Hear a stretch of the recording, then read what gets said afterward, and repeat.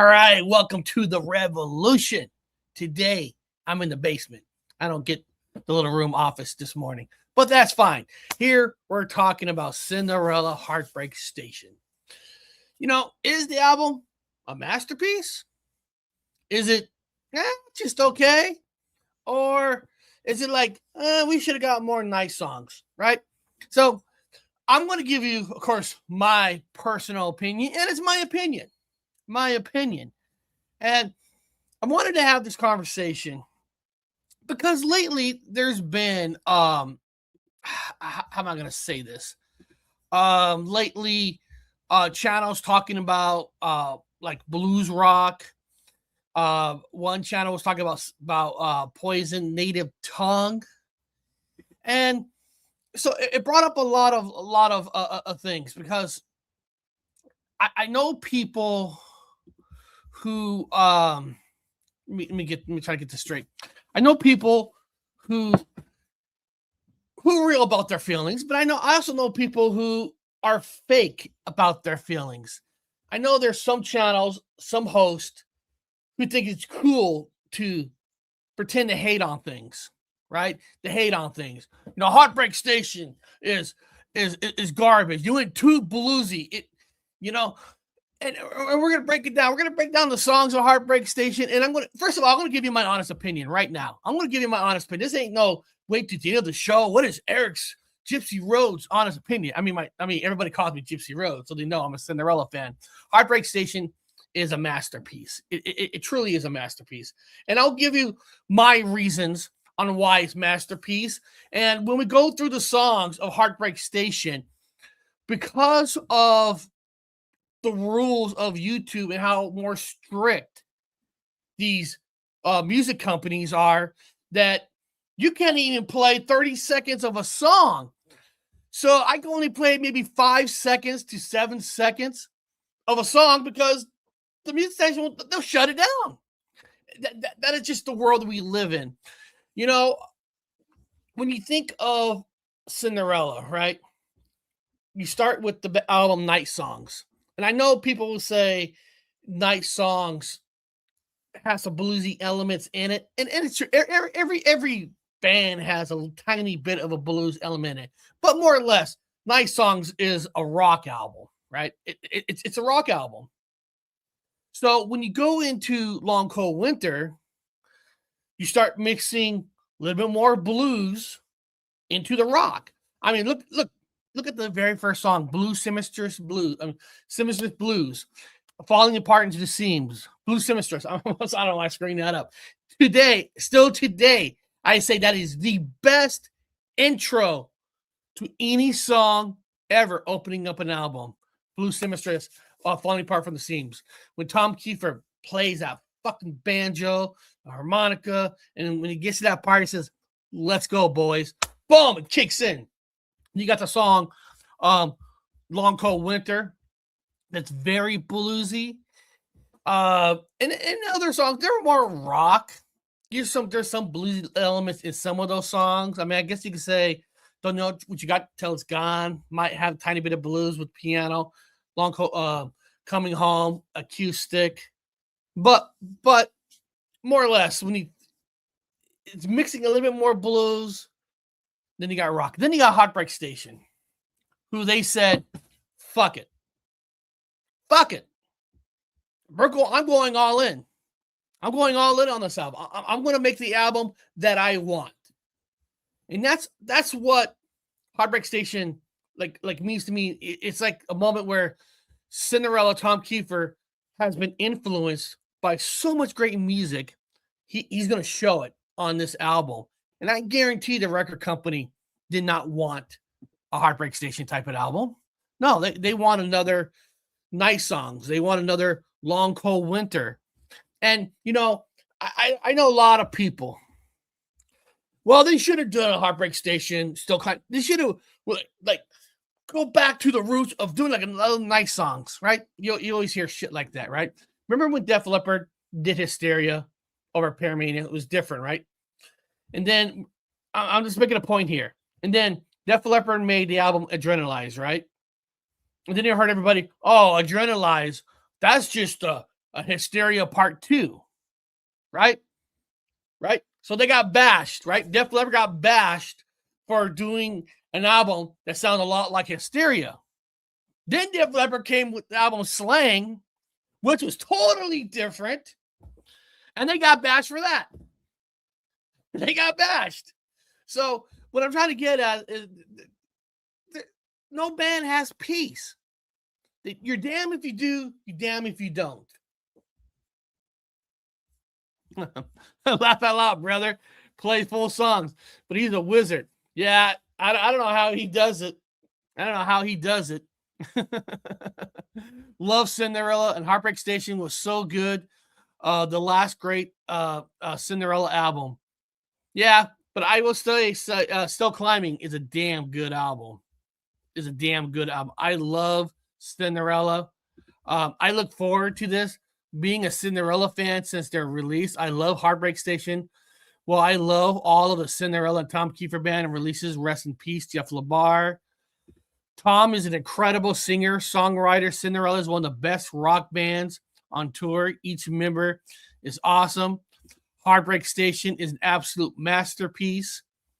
Guys, this is why I do live shows, because I love reading people's comments. This is the main reason why I do live shows. Maybe they got bashed because Def Leppard kind of sucked on later albums. Yeah. And listen, there's always a debate if what period of albums you like. But what I was just trying to get at is, like, you damn if you do, you damn if you don't. If you copy the same kind of album, remember AC/DC used to get shit on, like every album sounds the same. And remember that joke, Malcolm Young or Angus Young, when they ask him, like, how come every you have 12 albums that sounds the same? And then remember Angus Young's like, no, not 12, 13. Right? So, myself, when I look at my music taste, right, you got to look at your whole life, right? I grew up, of course, on a lot of country, because my father grew up on a lot of Johnny Cash, Willie Nelson, Waylon Jennings, all the way up to country bands like Alabama. I mean, my father was into Leonard Skinner, CCR, so I, of course, and he liked his typical, like, Elvis and stuff. But there was really never a lot of Beatles, believe it or not. There were maybe a little bit of Rolling Stones, but it was more Leonard Skinner, CCR, more country. I guess you could say more American music, because Beatles, Rolling Stones. I guess you could say that. So I grew up in a lot of that stuff until the moment that I fell in love with hard rock. In the 80s, when I found bands like Def Leppard, Kiss, Ozzy Osbourne, you know what I mean, Dio. I fell in love with those bands, Motley Crue. I mean, the music, right? But I always had a flavor for some CCR, some Leonard Skinner, some good old fashioned Johnny Cash. You know what I mean? You guys know what I mean? So when Cinderella came out with Heartbreak Station, it was almost like everything I grew up on, everything I loved was on this album, right? CCR is nice. Waylon Jennings, yeah. I mean, it's all good music, right? We all love music. We love music. Period. We love music, and when you hear an album like Heartbreak Station, you hear all those influence, right? And I don't need to worry about the things I have not done. As long as I got rock and roll, I'm forever. And that's the thing. That's the thing. And the thing about Heartbreak Station that was sad, I know technically they have 3 videos, right? Shelter Me, Heartbreak Station, The More Things Change. Where the More Things Change was supposed to be a different kind of a video. But at the time, the record company was like, we're not going to invest in this album no more. And this is after Heartbreak Station already sold like 1.5 million copies. The record company just decided we're not going to support this no more, because we got this new music out here. And it kind of taught you how evil the corporations of the world is, right? I'm not saying they got destroyed grunge itself. It wasn't just the grunge itself. It was, MTV, especially when the album Still Climbing came out. MTV said we're not going to play any songs, any videos off that album. We're done with this kind of music. It kind of tells you like this kind of music should be about the music, not what label you put it on. And a lot of these bands got hurt, right? It got hurt. So let's break down Heartbreak Station. So we're gonna share some screen here. What do we got here? We're gonna share some screen. All right. Heartbreak Station, third album for Cinderella. We all know that. It reached number 19 on the Billboard charts in December. It went platinum. Shipping 1 million albums. 1991. It was described as bluesy, brownie, of course, bluesy rock, whatever you want to call it. It was the last album to feature Fred Coury before he left the band. Well, he did have one song that's Still Climbing. That was Hot and Bothered. That was just because Hot and Bothered was made for the movie Wayne's World. And for the record, and guys, don't beat me up on this. Don't beat me up on this. Technically, the only drums that Fred Coury played on any Cinderella album is Heartbreak Station. I remember somebody goes, Heartbreak Station drums sound a little different. They put more cowbell. Every time I hear the word cowbell, I think of Christopher Walken on Saturday Night Live. I need more cowbell. I need more cowbell. Remember that scene? Fred, if you don't, I know most of you know this about Cinderella. The album Nice Songs was already made when Fred Coury joined the band. They already made it. So he joined the band. He got in the band where he was put on the cover with the band. So a lot of people assumed that Fred Coury played on the Nice Songs album. Now, he went on tour, and of course we know then Cinderella went back to make Long Cold Winter.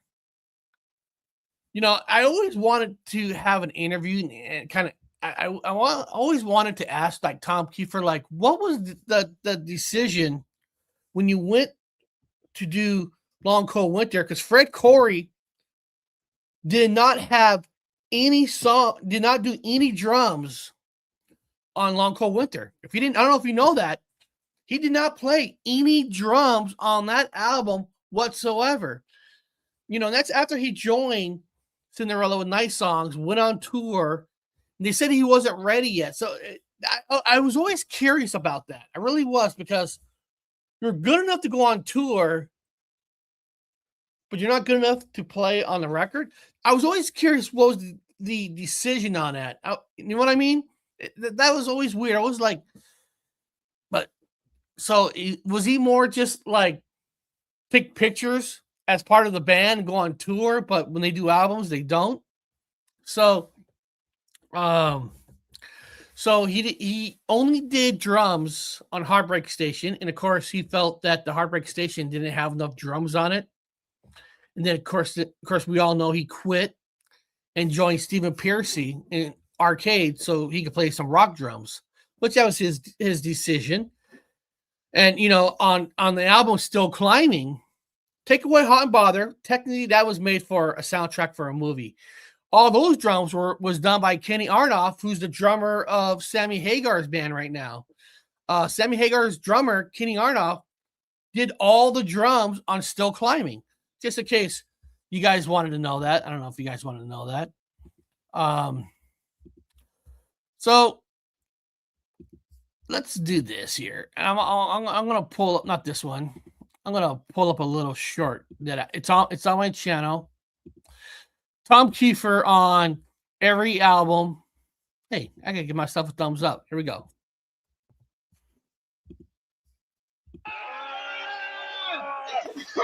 I guess maybe it wasn't. Hey, you don't think so, huh? Well, everyone, as soon as a band puts out a new album, everyone has to compare it to the last album. And I think that the way I look at albums, not only our own albums, but even other bands' albums is, you know, we've made 3 albums and they're all rock and roll albums, but they're just different. They're different rock and roll albums. We don't want to put out the same formula, and every time because that's going to get dull. And I respect that. He wants every album to be its own album, right? Hey, my good old friend. Hey, I'm not picky about genres of music. I'm more picky about who I listen to. That's fair. And I do not worry about, okay, I already read that one. I got a collection of Waylon Jennings albums. I love that, man. Be brave. I love that. This chat about being brave. After all, rock and roll is still climbing while MTV broke down to pieces. MTV, if you really think about MTV are cowards. MTV, they're cowards. The whole channel of, MTV, they're cowards. The music industry, they're cowards.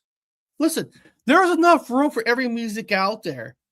So when you had the media that at the time you didn't have internet, they control, in a lot of ways, they control the music. Well, we don't want you to listen to that no more. We're going to listen to this. We're going to label you this.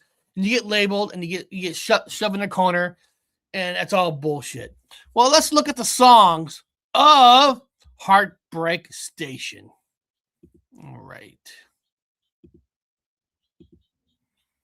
Hold on a second. There we go. All right. I'm just trying to get rid of some of. All right. The More Things Change. First title track of the album. Now, again, I can't play a lot of seconds, but I pick key points of the album. When the best thing about the song "The More Things Change" is that beginning riff, right? Just that riff. Here, let's listen to the riff. Oh, that's not the right song. Let's go here. Here we go.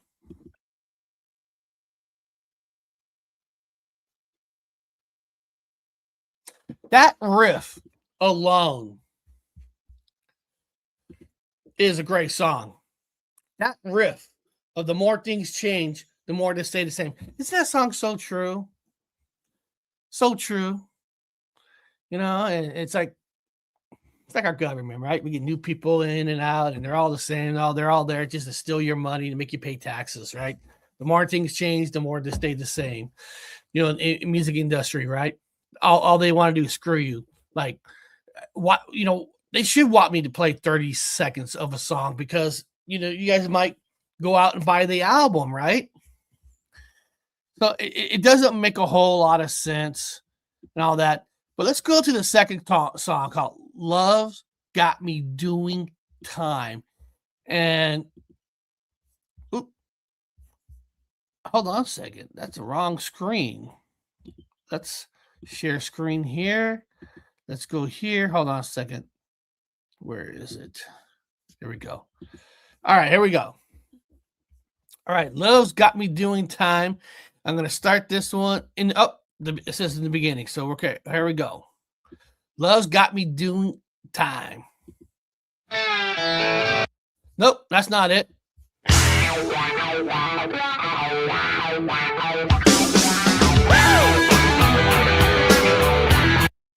That song has a little funkiness to it. Little Jimi Hendrix, that 70s funk guitar sound. Love it. "Love's Got Me Doing Time" is one of the is easily top 5 best song on this album. Top, you can make a case to make it top 10.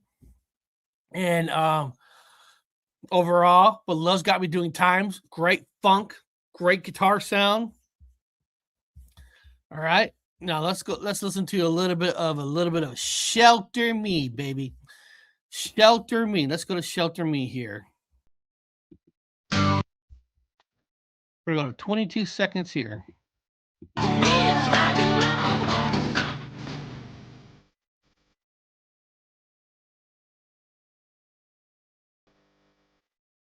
The best part about the song Shelter Me is how Tom Kiefer sings that song.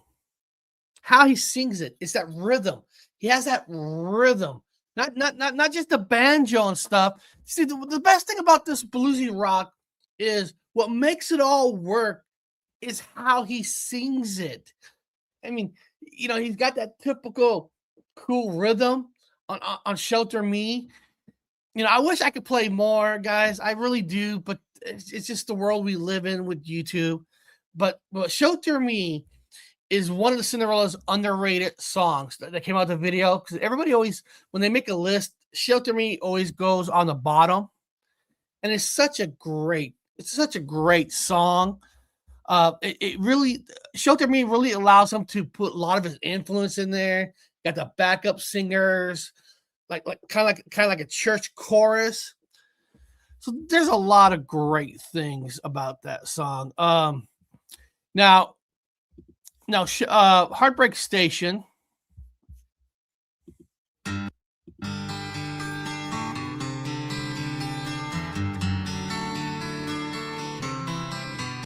is, if you want to say it's your typical ballad in a lot of ways, but it really is a beautiful ballad.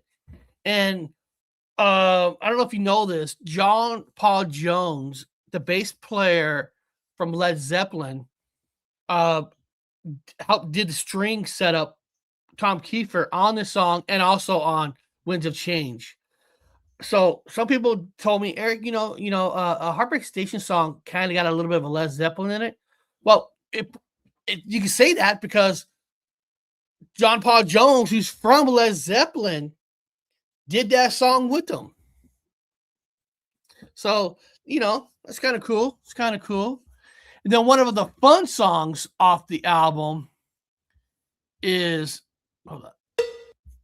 Sick for the Cure. Let me find the section here. Sick for the Cure.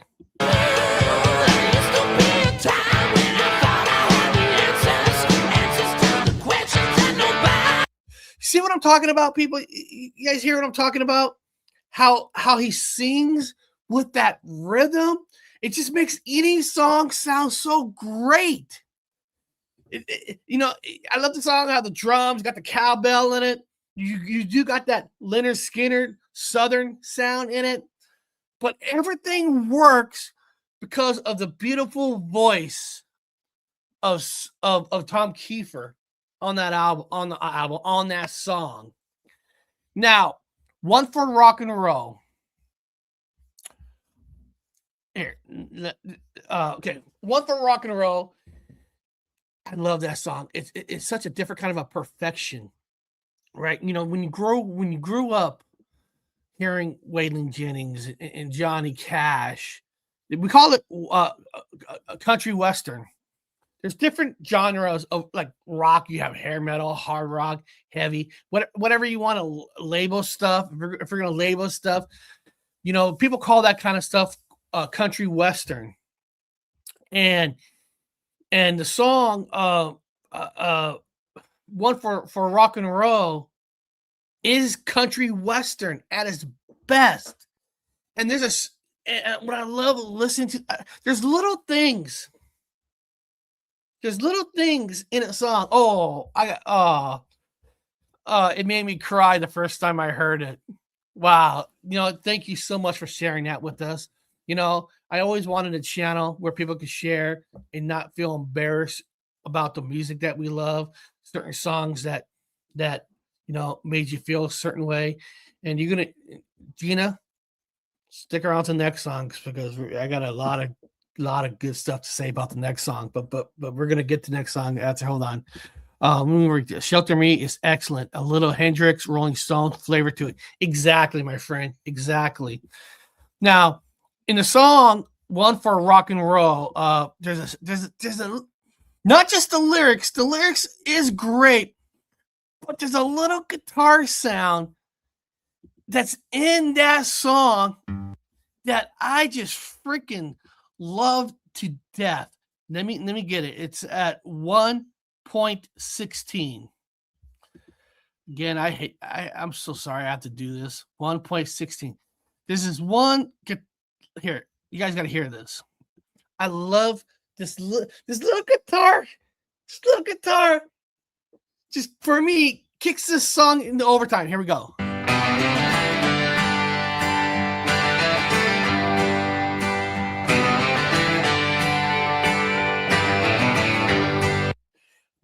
Guys, I can't tell you why.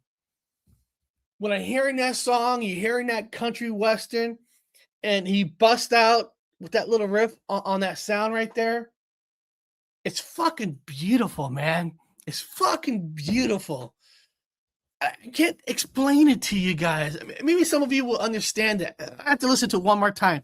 Just listen to that freaking guitar riff. Oh, I fucking love it so much.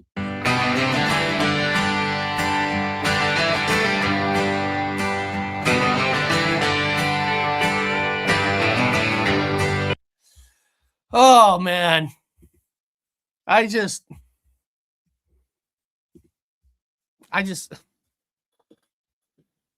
love that so much. I can't explain the why. You know, sometimes it's not even the voice. And that whole song, he sings it soft. He does not use his scratchiness at all. At all. He uses that soft voice, and it's man. You know what I mean? There's certain things about a song. Okay, now this next song is a song that everybody thinks I'm crazy. Everybody thinks I'm freakily crazy. I'm talking about the song Dead Man's Road. Hold on. There's a section. Let me see here at 1.51. Hold on.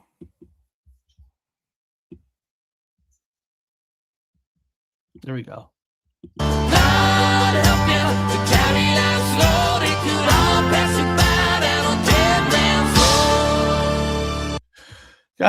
Guys, I'm gonna tell you something. Dead Man's Road is a fucking masterpiece. It's a fucking masterpiece. I love that song so much. The production of that song is nothing but perfection. And I tell everybody this. I've gone on different channels, and I told people this. If you trust me, around midnight, when it's nice and dark, you got headphones on, put the headphones on and listen to Dead Man's Road. Oh, the beginning, the thunder, the guitar, the acoustic guitar that comes in, the rain, the vibration. And there's a production. If you heard that little clip I played you, there's a section where he records the verse, the main verse of the song, two different ways, soft and hard. And in the production, they put it together. So he sings that verse, the main chorus, both scratchy and hard. I know you can't do that live like that unless you use tapes or somebody else who is going to manipulate one of it. But the song is so freaking brilliant. I mean, listen to it at midnight, put the headphones on. It's like a story. You think it makes you feel like cowboy days. You're on the Dead Man's Road. I mean, the song itself is like a journey. The whole song's a journey. I mean, the song itself is a masterpiece. I'm telling you guys right now, nobody talks about Dead Man's Road. Nobody talks about it. You never hear conversations about Cinderella. All you hear most of these bullshit people, all the songs should be like nice songs. Listen, we all love nice songs. The best debut album almost by any band out there. Right? But a lot of people don't want to give credit to the album Heartbreak Station. I'm giving it credit, and I'm telling you that song is a masterpiece. And Tom Kiefer should be very proud of what he came up with. Very proud. And if I'm the only one who thinks that, so be it. But if you're on a fence on it, trust me, midnight, headphones on, lights out, lay in your bed and just listen to it. Want to smoke a little green to get you to a higher level for the song? Do that. It's a brilliant song. Brilliant. Make Your Own Way is a very underrated. It's like one of the less played songs on the album. It doesn't make a whole lot of sense to me. Let me go to 52 seconds.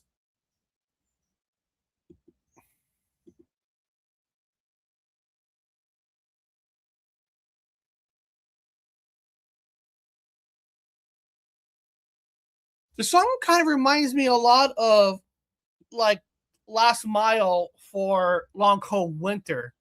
That it has the great riffs, great rhythm, Make Your Own Way, good chorus. I just think the song got kicked down too much because it was too much blues for some people. Too much blues. Am I right, Guru? Hey, Guru. You know, you hate rock albums that's mixed with good old blues. You hate it, right? Is that why you hate Make Your Own Way? I don't know. A lot of people, you know, there's some people I just don't understand. You know, I understand if you like certain albums better, I get it, but I don't like people who hates the album when a band does a little blues in it, like Poison did with Native Tongue. They're excellent albums. You know, a band's not allowed to grow. The band's not allowed. Well, Tom Kiefer was just trying to get out of the spotlight of being considered hair metal. No, he's not. Tom Kiefer wanted to make the album he wanted to make. He wanted to bring his influence into it. Some people like the Guru and them, they're just never going to understand that. All right. Now we're going into Electric Love. Electric Love at 123. Here we go. She keeps the spark burning all the time. That woman's got electric love. Love that. He starts off like the chorus with the scratchiness and he ends the sentence with the soft voice. Got electric love. Oh, I love that. I love how he does that. It's an awesome song. It's a fun song. You gotta listen to Electric Love. There, guys. Honestly, there is no bad song on this album. There's really not. Now, the song "Love Gone Bad" looks like here is the less played song on this album. All because of the less played song, it doesn't mean it's not a good song, people. It is a solid song. Let me see here. Let me go 30 seconds.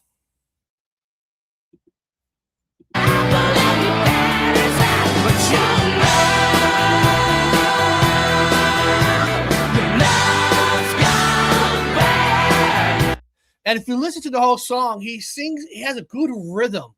That's like after the chorus. The whole song is great. I don't understand. Well, I guess you're gonna have a song that's going to be less played on an album. I guess every album is going to have one song to be less played. That's the song, but it's not a bad song, you know, and that's not a bad mark, right? If you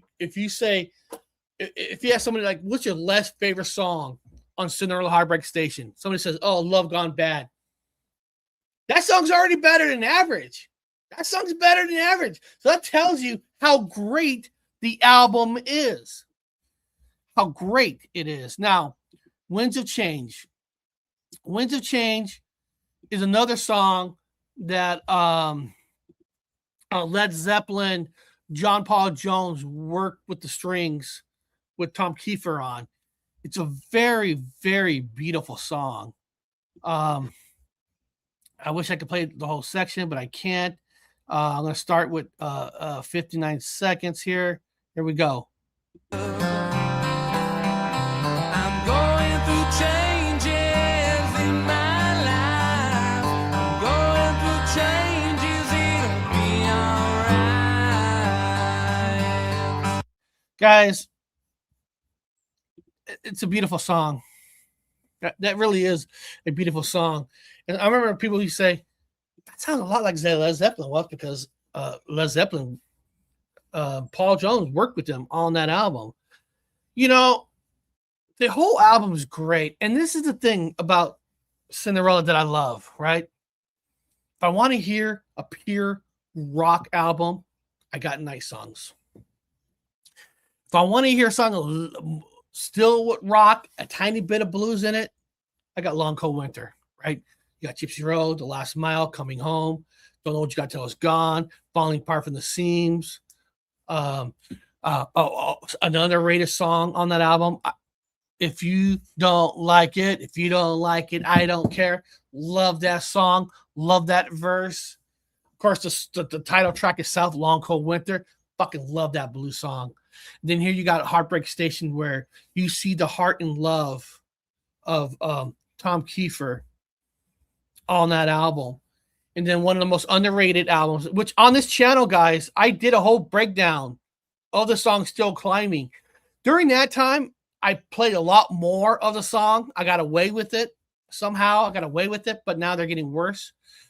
Still Climbing is like it's more, it went back to more rock, but a lot of Lynyrd Skynyrd on that album. Heartbreak. Hold on a second. Let me do this for a second. Where is it? You know, one of the most beautiful ballads is actually Hard to Find the Words. Love it. But if you guys get a chance, listen to the song Hard to Find the Words. You hear so much Led Zeppelin in there. Hold on. Let me get to the, hold on. I don't want to get there.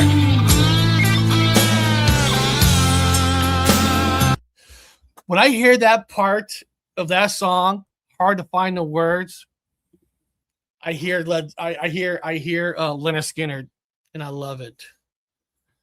Only Cinderella I really like was nice songs. I thought Long Cold Winter, Heartbreak Station were okay. And listen, and that's fine. At least you're saying, okay, listen, I know some people who craps on Heartbreak Station because it went too bluesy. You know, they should have made another nice songs and all that.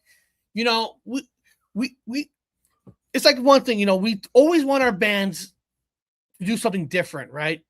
And sometimes they do, they get crap on for doing something different. You know, and that happened to Cinderella with Heartbreak Station. Too many people crapped on them for that album, and I don't know why. Again, the album is not a failure at all. For me, the album is a masterpiece. I love it. I know some people say, well, the album's all over the place. What do you fucking mean it's all over the place? What do you, well, the sound is different on this, different. Listen, it's the third album. They already got song lists for concerts. They can mix and please. You know, so a lot of these songs when they do in concert, they play it on the same guitar they're using on nice songs. Long Cold, yeah, they switch out some guitars, but it's not like every single song they do exact equipment. They recorded that live. The album's not all over the place. It's a perfect album. It's good. It's not bad. I still don't see myself repeating it often. That's fair. That's fair. You know, it's like, you know, that's what I love about doing this stuff live, because, you know, we get to talk to you guys about it. I wish I woke up and it was 1987 again. Oh, my friend, I know. saw an interview where he couldn't find support after they found out he was in Cinderella. Isn't that sad, Gina? Isn't that sad? You know, it's. What do you think of the Guru things of the album? What do I think of the Guru? Oh, I don't fuck him. He listen. Some people pretend they're all pure hard worker. I'm a Lillian Axe fan. I love Lillian Axe. All their albums are great. Oh, too much blues and stuff. Fuck that. I like people taste. 83. 83 was a good year. 83 was an awesome year because, of course, I mean, I love every year in the 80s, but 83 is when I discovered like all the music. 83 is when life changed for me. Like, oh my God. You know, and a lot of people know that the very first album I ever bought in my life was Cinderella Night Songs. So I have a special place in my heart for the band. I was even in the Cinderella fan club. Yeah. I was actually in the fan club and all that. So guys, again, don't ever listen to people about your music that you love and taste, because there's people who are real. Danny, guys, people in the chat, Danny Stanton sent me this big envelope yesterday. God, it's upstairs. I should have grabbed it. He sent me, and I opened it up. It was like pictures of bands, big picture of Axl Rose that's in there. Danny, that's awesome. Danny, my wife saw that. My wife saw that envelope, all those pictures. She took all those pictures, and she's going to frame a lot of those pictures, Danny. You know, I don't do open boxes on air, that kind of stuff, because it's like when record companies send you stuff like showing off, I don't show off, you know. But when friends send you stuff like pictures that's from the heart, from their stuff, you know, usually I do. I left it upstairs, my wife putting it in a frame. So Danny, once my wife gets some of those pictures in that frame, she's gonna frame Axl Rose. Eventually, I have a room down here. We're gonna rebuild it eventually again. So I'm gonna create my own little room studio in a way, not professional studio, but you guys know what I'm talking about and all that. So that's so true. Gotta say, so much easier to criticize than create. So that mindset, a huge to those critics. Yeah, you know, like when somebody doesn't like a certain album, you know, that's fine, because, you know, you still got nice songs, you still got Long Cold Winter, you still got all this, you know. You know, so criticizing. Listen, if you really don't like something, and if you're honest about it, I believe that's fair. But we're come across so many people that are fake, you know. And I'm gonna, guys, if you guys get a chance, I want you guys to, you guys get a chance. I'm gonna, you guys see, this is called When Hair Metal Meets the Blues, Top 5 Songs That Proves It. Now, I was invited to Hairband Basement channel, and we did this top 5 metal rock on his channel, but he allowed me to put it on my channel, right? And these two guys, Jay and Brian, is one of the most honest music lovers out there, and Danny, you are too. Danny, you're one of the most honest guys out there. If you guys get a chance, watch that video, because we break down our 5 favorite, and all 3 of us have some Cinderella in it, but all different songs for Cinderella, which is very, very cool. And, you know, like Brian, Heartbreak Station is not his favorite album. You know, he understands it. You know, he likes some of the stuff on it, but it's not his favorite album. You know, he'll prefer nice songs and all that, and that's honest opinion. And listen, he doesn't bash the album. You know, he likes certain things. He understands it. You know, like when we talked about one of the top 5 blues rock, I put the song Long Cold Winter on it. And that's one of Brian's worst songs that he doesn't like on that album.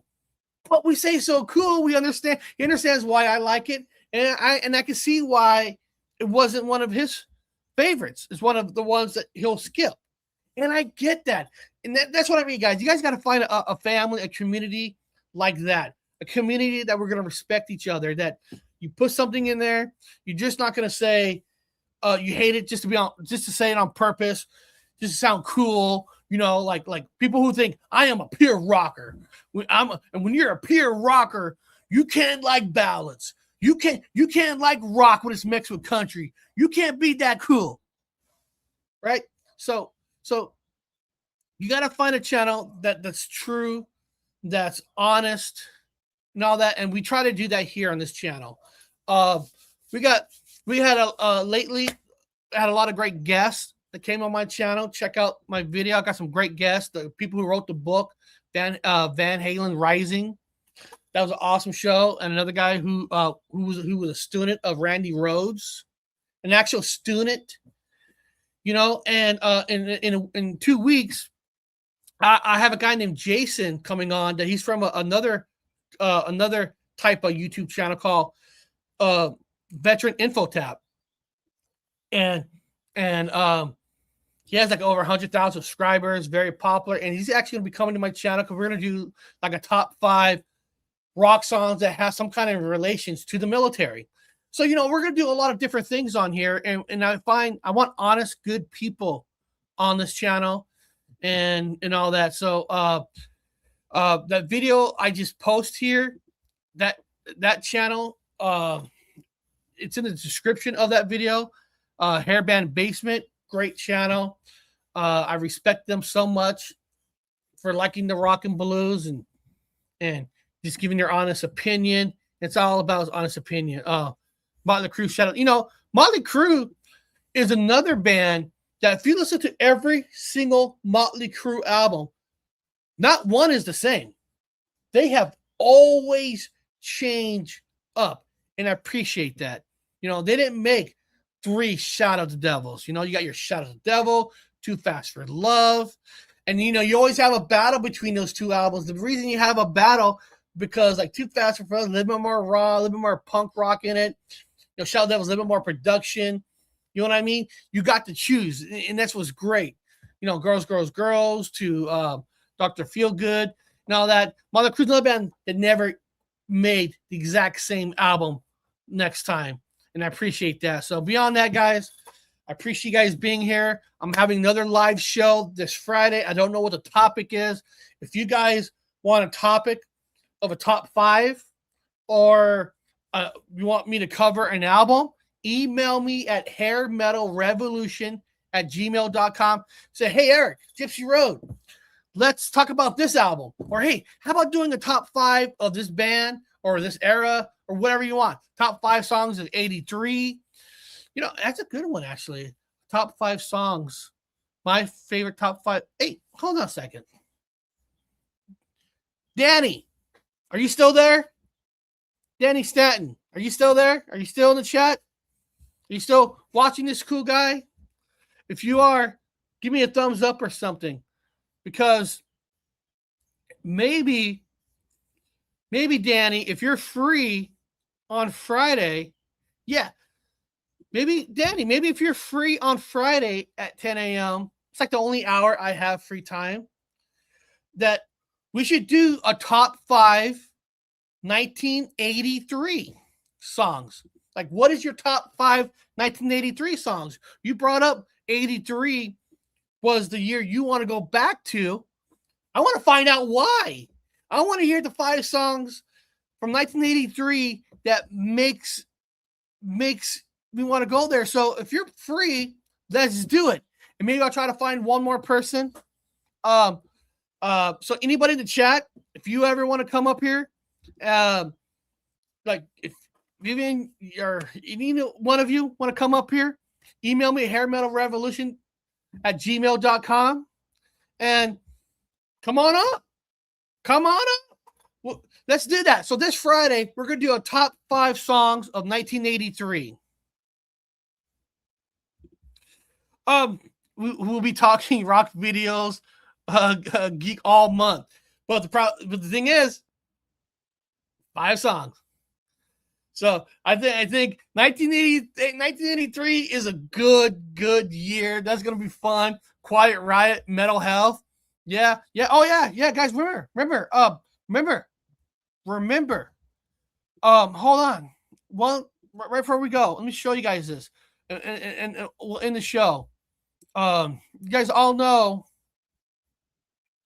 Here we go.